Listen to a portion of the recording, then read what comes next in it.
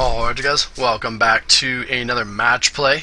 Today is going to be Beedrill Swarm versus Aegislash BKP Breakpoint. First and foremost, this game will be triple sped. It is a longer game. It is actually in two parts as well. However, the second part's like a minute long. It is like the final turn of the game. We had a little, if you remember, we had a little snafu from the Dustin or Lucario game. Because the game lasted too long and like a file got corrupted or something. So after that, we just got really paranoid, and any game that lasted close to an hour, we wanted to break up into two parts so that so we wouldn't lose more videos. So if you're not aware of what Aegislash BKP does, is it has an attack for 3 colorless energies that says double all of the HP or double all of the damage counters on your opponent's side of the field. So the idea is to put just keep spreading damage, and then use BKP to double damage counters, and either take take a lot of knockouts at once. Take 4 knockouts, 5 knockouts, possibly even all of the knockouts at once. Kind of like Dust North Spread. It is built a lot like Dust North Spread. Just instead of being able to move the damage counters freely on your turn, the idea is to just take 6 knockouts at once and win the game that way. So obviously the strategy is going to be spread a lot, take knockouts when you can, put all these damage counters down, and then just get that one big turn with Breakpoint. Beedrill kind of all has the same HP, so we'll be able to take out multiple knockouts at once, which is really nice. But one of the issues that we kind of realized in playing it, and this is something we didn't really theory out, we didn't really put too many brain cells on it, is that if you take a knockout on like if you spread, and when you spread once you take a knockout on something, they're going to bench something that has no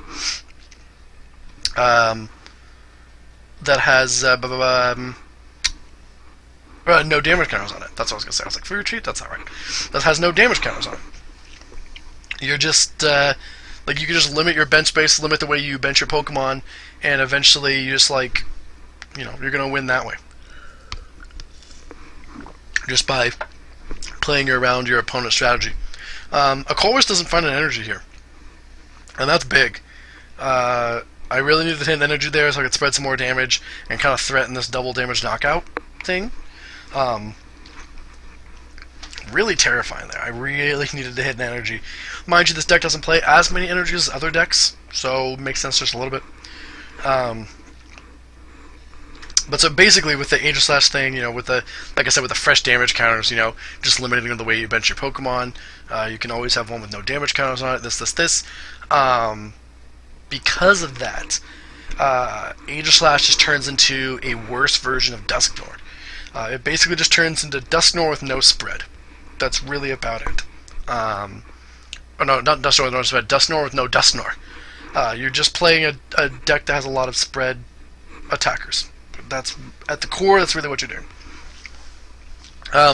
So Green gets a quick, not even a revenge KO. He just gets the KO. He's able to find a force giant plants.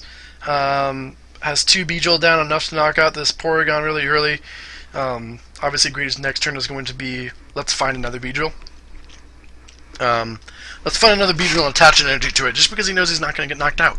And there lies a problem of this deck, is that I just don't take knockouts on my turn. Like, I just need that one big turn where I go into Aegislash, and that's really all you're doing. I think this deck could be built a little differently. I think we should build it more with like Fortress in mind, and just go Fortress like as many times as you can, and then Breakpoint all their Pokemon away.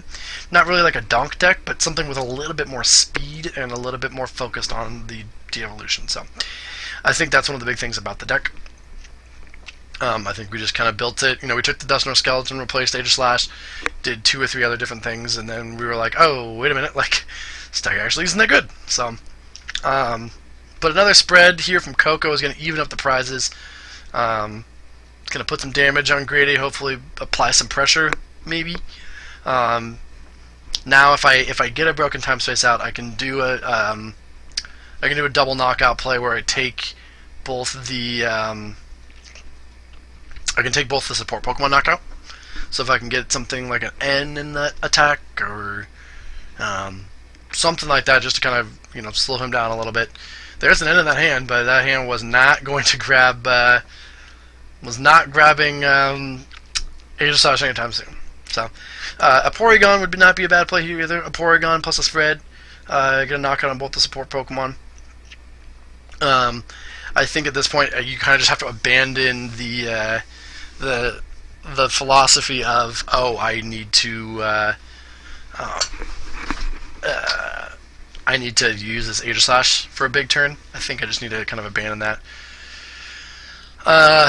This is going to do 10 damage to everything, putting a couple things into Coco range. Looks like I got a Pokepuff and an Escape Rope. It's not looking great. Looks like I'm just trying to draw some cards here. A Lux Ball, maybe grabs that Porygon Z. Yep, Porygon Z to take the double KO down there. I'm gonna grab some more prizes. That's pretty big. Maybe something else can attack. Looks like I'm gonna attach a Spiritomb. Use Transfer Pain. Got the Hyper Devo Spray, which is great. So I can use Download again, although I never used it the first time. There's an Oak. Twins is going to be useless right now. So like I said, like you notice, it is just kind of a spread deck without the Dusknoir. That's really all it is. Dusknoir without the Dusknoir. Looks like, I think that was a Floatstone? No, Floatstone's on Spiritomb. That might be like a Muscle Band or an Experience Share or something, so I can swoop the Spiritomb later. Colress comes down as a second supporter after the trump card. Looks like I grabbed a whole lot of nothing off of that. A Max Potion, if I had it, would have been nice. I don't think I had one. So instead, it looks like it's just going to be a Transfer Pain, probably from Spiritomb. Maybe even a Paralyze. Nope.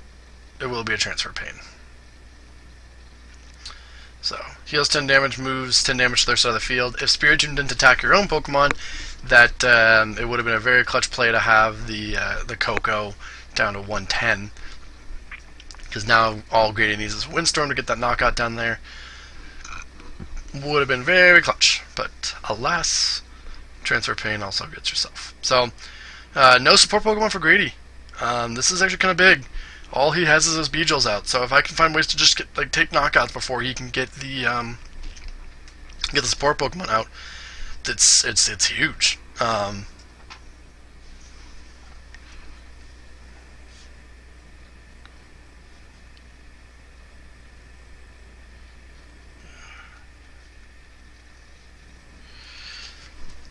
Level Ball, Lapras from Mallow. So I'm looking for two specific cards. Probably, yeah, I don't even know if it's like a DCE. Maybe, it's kind of hard to figure out what I would grab that. It looks like, yeah, DCE Scoop Up. That's really interesting to scoop that up. I thought you would have, well, I thought I would have scooped up the Coco here.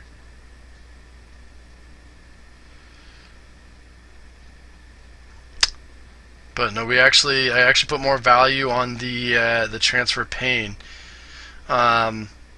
Looks like I'm actually going to de-evolve on Coco Spread. I think that looks like to be the play here. That might be the play. No, we're actually just going to grab the straight Oak. I think I said I need some other stuff. Maybe one more Transfer Pain. Would that knock out the Coco? 140. Nope, we are going to grab the Porygon, it looks like. So we'll take the knockout on two Pokemon, putting down to one Pokemon left. So I was one Spiritomb away from taking the game that turn, because that Kakuna has 10 HP. Grady hits triple tails on the Time Space Distortion. But yes, I was one damage away from taking the game right there and just saying, hey, look, I'm playing a spread deck. I'm just going to start spreading and de-evolving and this, or this and this. Teammates in the hand is nice because it looks like I am going to get knocked out next turn. The only way I don't is obviously this Windstorm. I think that still activates teammates, but we're going to bring up the Spiritomb here. Hopefully the Windstorm was Greedy's only, like, maybe he didn't anticipate me going into this and I item locked him of some sort. He will take a knockout on it, but the only other option was going into like Spiritomb. And I didn't really like having Spiritomb in the active, to be fair. Grady goes and looks at the items again and says, maybe I don't want to take that, but it looks like he is going to take the... he's going to put the Porygon 2 in the active, which is an EX, and if I de-evolve this guy... if I de-evolve it, it will die. So, kind of big there. Teammates might grab the AE. I can't play the AZ. So I'm putting Broken Time to say AZ. Yeah, I think I realized, like, oh wait, I actually can't teammates for the AZ here. Could be a scoop up in a Broken Time Space of some sort. That might be an option. But really missing that knockout last turn puts me in kind of a trickier spot, because now it's what do I do, you know? Not a lot of great things going on here. Broken Time Space and Oak looks for the two cards, maybe hoping to hit that scoop up and the ways to recover. Escape Rope, not going to help a whole lot. He's got a lot of free retreaters, a lot of big boys. Going to be interesting to see what the plan of attack here is. Laser Stall, it's not going to quite do it. Windstorm, and then Junk Arm for the Oak. Just kind of trying to dig here. There's the Porygon, so if I can, like I said, get that scoop up and a way to recover. This hand doesn't turn out to be that bad, but having already played a supporter, it is scary. So yeah, it is looking like the retreat, and I will Darkness Grace to the backup Porygon. Interesting moves there. But the Porygon Z does stay safe for now. Having 80 damage on an EX on your bench like that is really scary, especially since the support Pokemon below it is so important. But Grady just going to be setting up some more.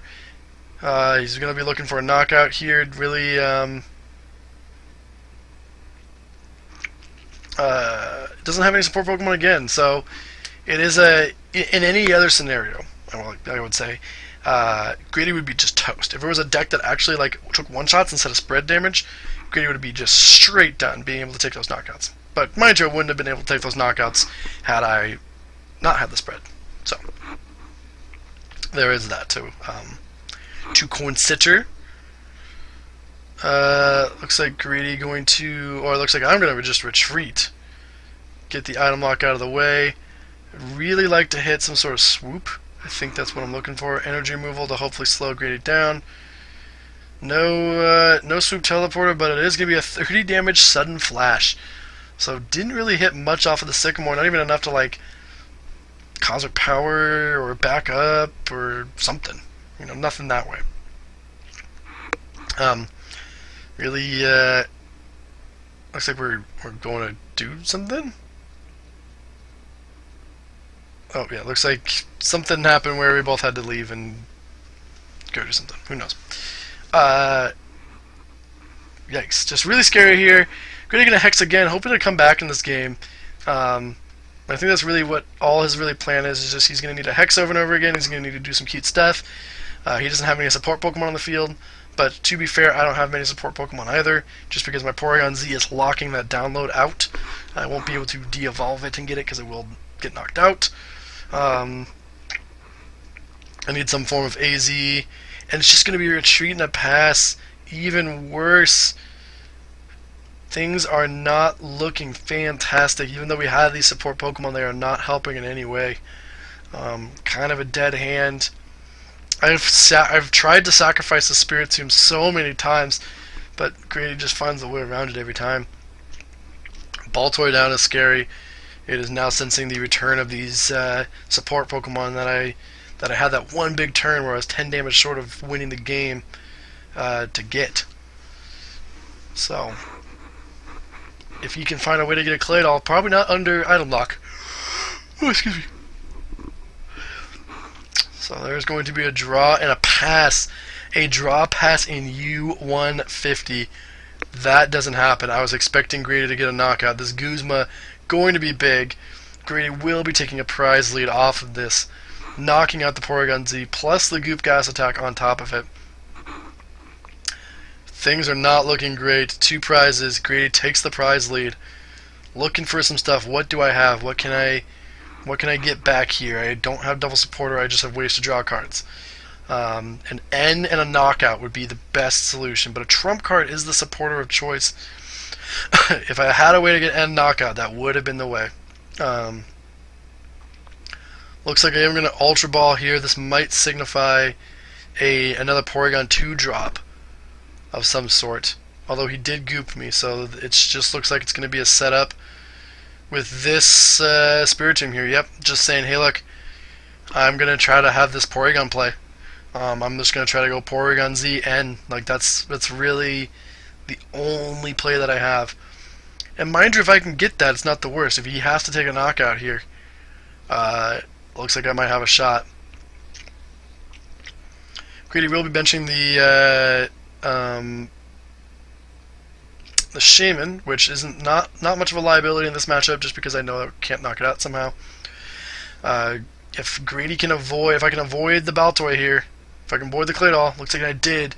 Copycat for 4 into nothing. Attach and probably a Band Attack here. Grady the Flutter Wingsing for Pokemon just to not so it doesn't draw it. Force to bounce the broken, and a KO. So here we go. Gonna need to de-evolve an N. That's really what the idea looks to be. I have the teammates, and I should just de-evolve N here. Problem is I can't transfer Pain with Spiritomb. Trying to find ways to get a knockout here if I can go. If I can like double drop somehow. Looks to be the Evo Soda fail. And backed up just to draw some cards, missing 1 or 2 cards maybe. On hindsight, I think I just would have straight twinsed into the de-evolve in the end and hope to back up into something. I think that's what I would have done. I think I tried too hard for the turn 1. There is the N in hand, actually. So I'm thinking about some stuff. Going ahead and Cosmic Power. Hopefully to draw. I think the way that I was going there is saying, hey, look, I just need to draw a search Pokemon, and I can save a second supporter. So scoop up to double the damage. There's the de-evolve, and gonna need that N now. Go ahead and play the N. I don't think I played a second supporter already, right? So I'm gonna attach Super Energy Removal. Super Rod, and then download the N. There it is. So I'm going to end him down to 1 card. Game is really, really close. This game is fantastic. I should have had Grady record this with me. I forgot this game was so good. What do I need here? I just need a way to do some damage. That's really all it's going to be. Got a Rescue Stretcher. It's going to be a retreat into the 130 and a pass. Hopefully Grady drew dead from that. Looks like he has a Beedrill in his hand. Karina, no, that is not what you want to see. That's gonna be a Claydol and probably an Oak. If that N had stuck, it would have done some stuff here. But there's the evolve into the poison, and I will let you know that Grady does get the knockout on this turn. The second part of the video is him taking the knockout. This is his final turn. But the N ends him right into Karina. Probably the single worst card you could end him into. Maybe Teammates would have been the other one. Just because he can get the Claydol and the Oak. Just a really, really scary combo there. But yeah, Grady just needs another...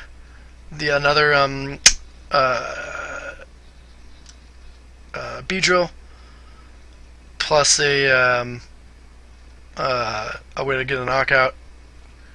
If I recall correctly, he does. He's looking to Cosmic Power here, and there is going to be. He's looking at the cards here. He's got a secret mission. Just gonna straight discard all that. He needs to just dig through this deck to try to get a knockout right now. Looks to be my hand is just deader than dead. I do have the Claydol. If he missed the knockout, I think I was okay. But yeah, not in the best of positions here, just because I went from de-evolve and into nothing. So yeah, there's the first part of the video. I will show you the second part just to Ah! Wrong thing. This is embarrassing. But yeah, the second part of the video here, just to show you how it worked. He was scooped up to try to hit the Uxie. He's just going to dig more. I'm sitting here just poisoned, ready to die. Just going to grab an Oak again with a dowsing machine. There's the Flutter Wings.